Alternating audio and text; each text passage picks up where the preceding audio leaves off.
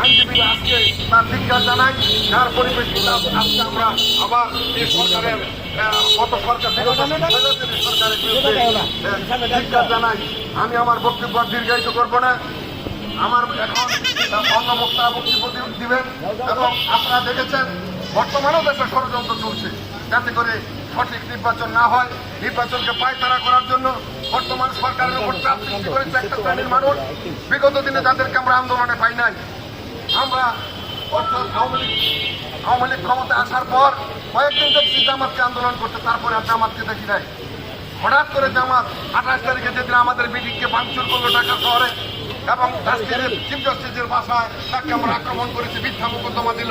ওই দিন দেখলাম জামাত ইসলাম নির্বিঘ্নে মিছিল করতেছে। তার 6 মাস আগে দেখলাম একটা ইসলামী সংগঠন, ছাত্র সংগঠন প্রেস ক্লাবে ইঞ্জিনিয়ারিং ইনস্টিটিউটে তারা ছাত্রদের